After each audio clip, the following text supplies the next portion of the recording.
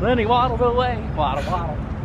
So, my name is Matt. You've seen me in another few of Ryan's vlogs. I stole his camera because we're gonna do something a little bit different here. He made the journey. He flew up from Gainesville here to Atlanta. We're here in my humble abode here in Atlanta, Georgia, and it's about 9:25 p.m. Tuesday when this is being recorded on May 2nd, and we had the bright idea to go to somewhere. We said, the airline I work for, we have the privilege to be able to fly if there are empty seats on those seats for free. And we said, well, let's see what we can do and try to get on a flight. So tomorrow, we're going to Washington, D.C. for the day to see the sights and sounds of D.C. And Ryan, you can show everybody that we do have, we're packing here. We're in the process of packing everything. We've got flight information pulled up on the iPad. And honestly, this is something that I've never done before. Flying what the airlines call non-rev is quite an amazing perk, and I'm excited for us to do it. Yeah, non-rev means non-revenue passenger. So we're going standby. We kind of came up with this decision just a few minutes ago. So we wanted to show you guys some tips and tricks on how to non-rev if you're working for an airline, or you're thinking about, or you have a friend that works for an airline, kind of some ideas, some of the stuff we pack in our bags, and just take you along the way on this entire trip. Okay, so we do have an early start tomorrow going to DC. So we are going to turn in here in a sec, but we did want to show you sort of the process here the night before of what we're doing. So I'm just gonna flip this camera around and let Matt take over of, you know, his part of the deal. My part of the deal. All right, welcome. So when the most important part of non-revenue travel for the new folks working for the airlines is try to get an idea of where you're going, and really the main thing is, can you get on and can you get back? Because a day trip is a completely different animal. You don't want to get stuck where you're going. So we can look at, you know, how many seats are available, what flights are, where are the flights, and kind of, you know, that sort of thing. So we picked that, we figured that out. But then that's kind of the most important part that keys up what we actually pack in our go bags. So small travel backpacks like these two here. It's going to be relatively mild temperatures. It's always good to check the weather. Is it going to be raining? Is it going to be hot? Is it going to be cold? What do you need to bring with you, and what do you need to wear? So where we're going in Washington, D.C., it's going to be in the 50s, hit and miss showers. We check that ahead of time. We don't really need to pack other than maybe an umbrella or a light raincoat. We're going to wear a jacket, wear pants, but you want to travel very light. But what you also want to do is have essentials ready to go just in case you need to stay the night. So a cleaning cloth, a t-shirt, you know, change of clothes. I mean, all of those things that allow you to actually stay the night. Of course, medicine, toothbrush, toothpaste. Be prepared to be flexible. That's the biggest thing with non-revenue travel. Once you got everything packed up the night before, you take it and you put it by the front door. And that's important because you don't want to be fumbling around the morning of your trip, and especially a day trip, going, where's this, where's that? You want to get up, be ready to go, because you're usually taking the first flight of the day, and it's super early. Like, we're about to go to bed now here because we're going to be up at about 4:30 in the morning, so we can easily just come up, brush our teeth, put our clothes on, grab our bag, and head right out the door and catch that first flight. So we'll see you there at the airport after, well, right now. All right, we just got to economy parking at Atlanta Hartsfield-Jackson International Airport, currently 5:30 in the morning. And yeah, we're gonna go in, get through security. We both only have backpacks, no laptops, so theoretically it should just be taking off the belt and shoes, getting through security. Hopefully it's not too long, but I don't know. I've never... That's why you need pre-check. I will get pre-check at some point, just, you know. So never. So yeah, we'll go in and see what the situation looks like. I think that has to be one of the quickest, easiest transitions through TSA that I've had in a long time, especially at the busiest airport in the world.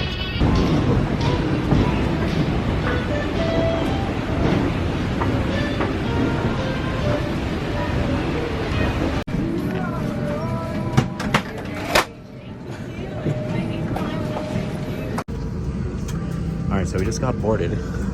Leg room. I like this. It's like, it was like right up in your face. It's on my phone. So we have an exit row with 2 seats and a ton of legroom here. It's like wonderful.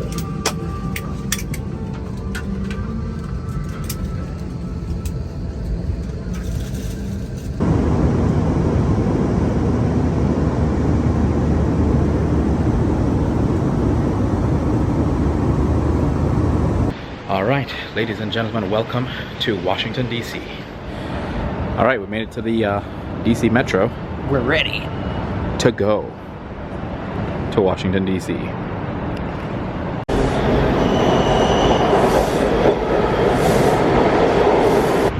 We just got off the Metro in the middle of D.C. at Pennsylvania Avenue. We're gonna go find some coffee, but it is windy and 40 degrees outside. We are severely underdressed for this trip. Yeah, it's a bit cold, but once we're walking and moving around, it should be a little better. That's kind of what I'm thinking as well. We got the FBI building behind us. Oh, we never took a picture of the Waldorf Astoria. The Waldorf Astoria that looks like a castle. CBS! All right, so we're partway to our first destination. Here's the Department of the Treasury. They've got all the money. Not where they print money, but where they have the money. You should get us some money. I wish. Yeah. All right, we've survived our walk to the White House. President Biden is in there right now. And we don't know what's going on. There's a lot of people here. This fence has also gotten a lot taller since I last visited. It's kind of crazy. It's like 20 feet above me. When I was here last, it was probably like at my level.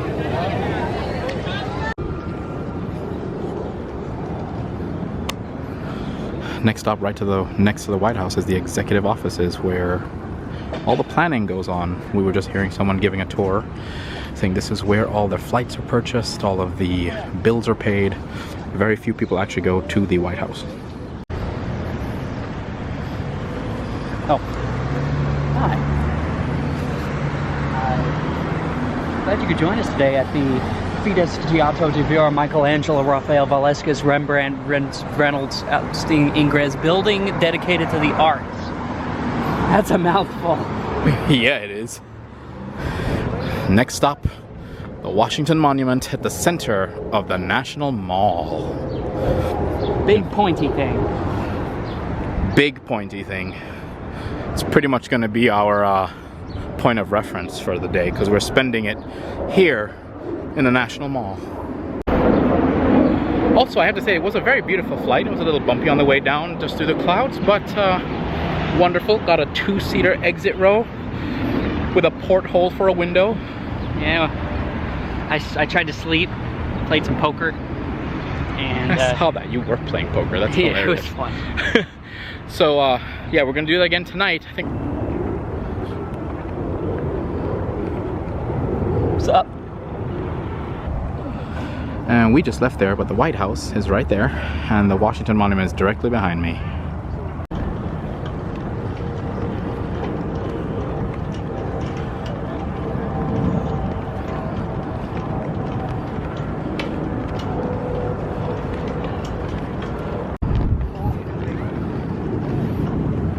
That's tall.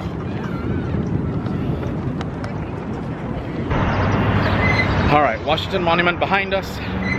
Making our way down the mall to the museum, or the Smithsonian Air and Space Museum. I don't know exactly the order you say that, but that's where we're going.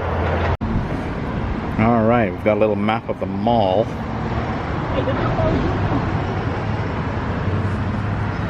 Where are we? Where it says, "You are here." We gotta go here. Okay, so from there to there. All right, let's do it. Air and Space Museum. Fun fact, this Air and Space Museum acquired, within the last year I think, the screen-used X-Wing flown by Poe Dameron in Star Wars The Rise of Skywalker. It's also got a bunch of the Wright brothers stuff who pioneered flying, and some Star Wars stuff that came along after. Well, if it wasn't for the Wright brothers, we wouldn't have been able to do this non-rev trip. Which, how did it go, by the way? How did it go? Yeah, from your expertise overall. It's currently going. We're less than halfway through. It's not even 11 o'clock. And we're coming to our first stop, even though we made like 5 stops already. So we're rocking and rolling. So on our right, we've got the Smithsonian Institution. I don't know what's actually inside. I've never been in it, but it's a very iconic building out here. Looks like an old cathedral of sorts. Still making our way to the Air and Space Museum. All right, we've got the Wright brothers here. The first in-powered flight. You gonna tell us about this smashing bicycle?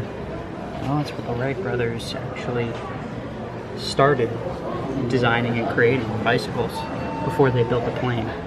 Oh. Oh, I guess I would see that if I read.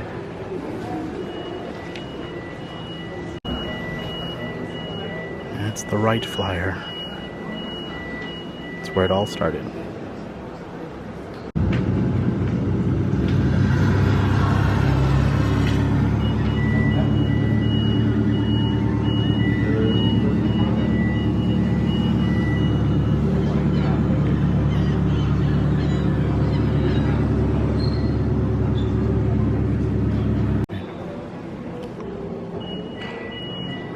An original piece of the Wright Flyer. That's pretty cool. I didn't know they had that here. Here's the wingtip of the actual glider.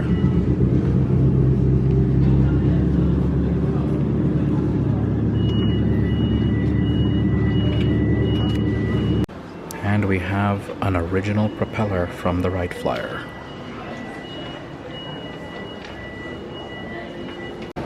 Oracle aerobatic aircraft flown by Sean D. Tucker. I've seen this airplane perform in so many air shows.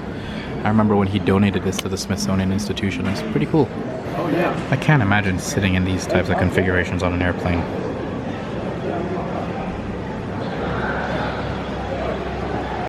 That's power. Smell it too. Oh yeah, you can. Smell the oil and everything. The R3350 Turbo. Now, as Gordon Ramsay would say, that is the Rolls-Royce of airplane engines. RB211. It's a turbine engine used on commercial jets. Alright, Matt, on a scale of 1 to our backpack size, how much in trouble are we going to get in that store? Backpack size or space left in the backpack? Yes, yeah, space left in backpack. I guess same thing.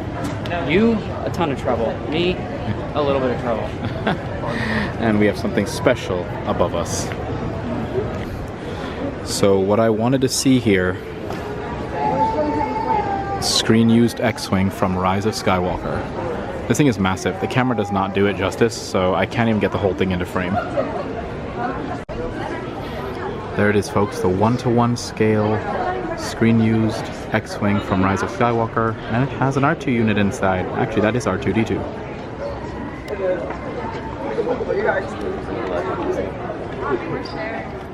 These blaster cannons. Oh, that's so cool. Gemini 7. Space capsule. It's hard to imagine that people actually fit in these things, like seriously. It's a giant F1 engine used on the Saturn V. So we're standing under the F111 Saturn V engine, and up there at the very end of it is the injectors. It's where all the fuel came out. And if you notice on the sides here, it's all this piping, and the exhaust fuel from the compressor that turns the turbines to pump the fuel in runs through there, and that's how it keeps it cool. So the exhaust from another engine is so much cooler than the actual fire coming out of this itself. They use that exhaust to cool so it doesn't melt the actual metal around the engine. So it's a very complex system.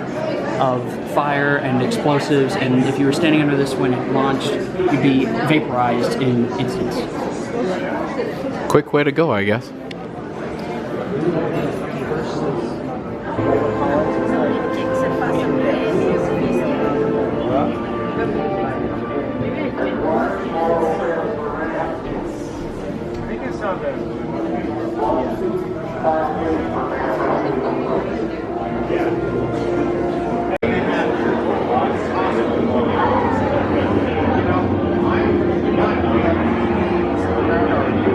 That is absolutely crazy, but so cool at the same time.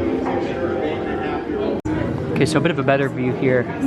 This is a massive turbine engine that actually, it's a separate engine from the main engine, and they need to get this engine spinning up so fast that they need to strap another engine onto it. And I talked about the exhaust going into these pipes, cooling the actual metal. Well, you can see this big tube that wraps around, that's where the exhaust goes. And if you watch footage of the Saturn V rocket launching, the first few feet, maybe yard or two of flame is black and sooty. And that's because what's coming out initially is exhaust that is coming from this engine, not the actual main engine. So it's a very interesting process to cool the system. Spirit lasted not 3 months, 6 years. Opportunity nearly 12. Oh, we've got Darth Vader's TIE Advance, the Millennium Falcon, and the Starship Enterprise.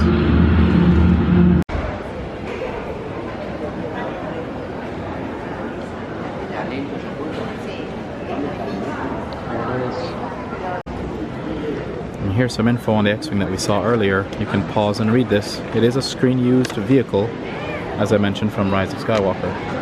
Like and subscribe. Thanks. Thank you. Comment below.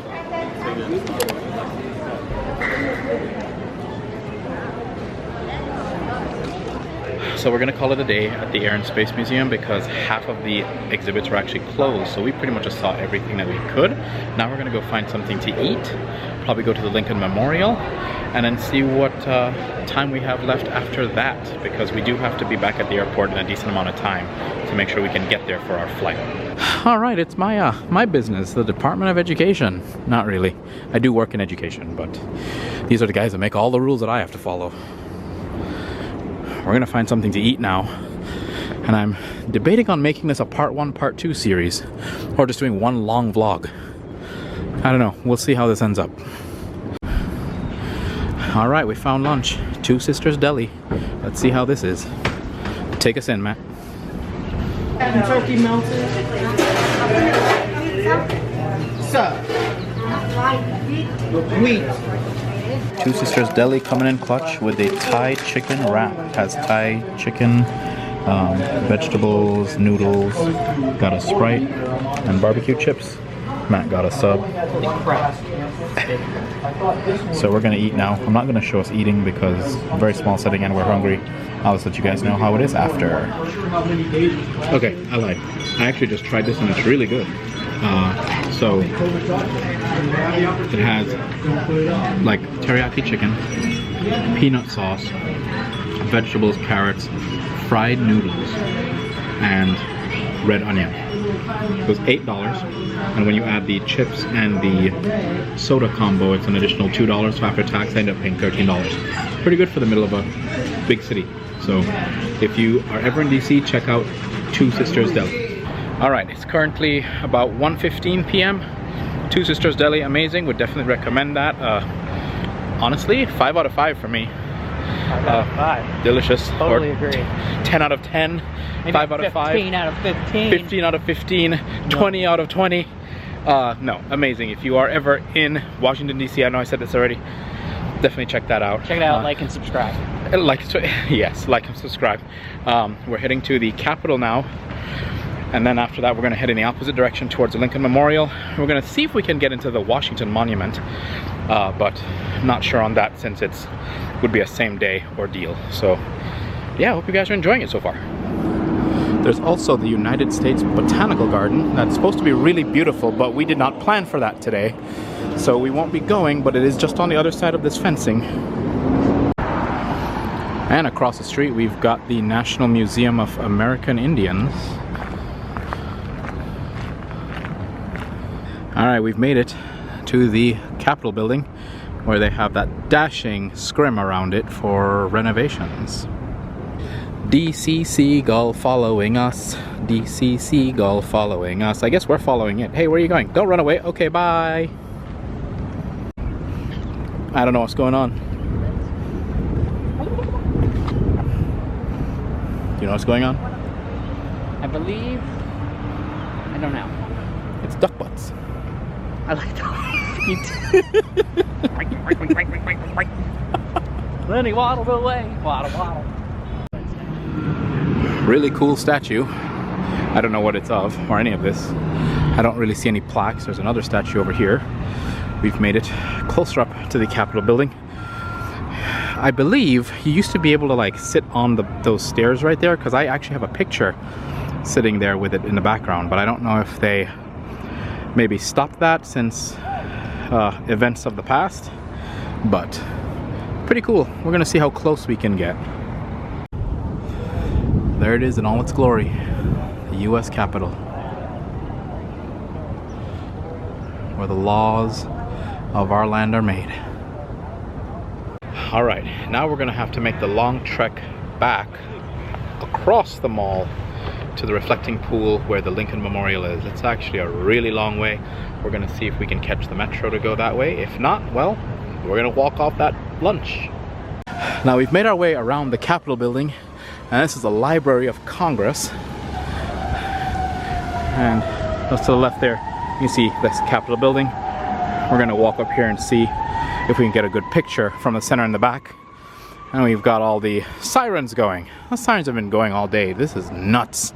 Okay, so we just got a ticket on a whim for the Capitol. They just gave it to us. We thought we'd have to wait in line, but nope, someone just came and handed it to us.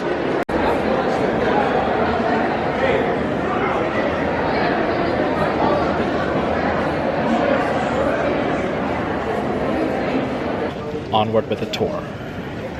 Got headsets.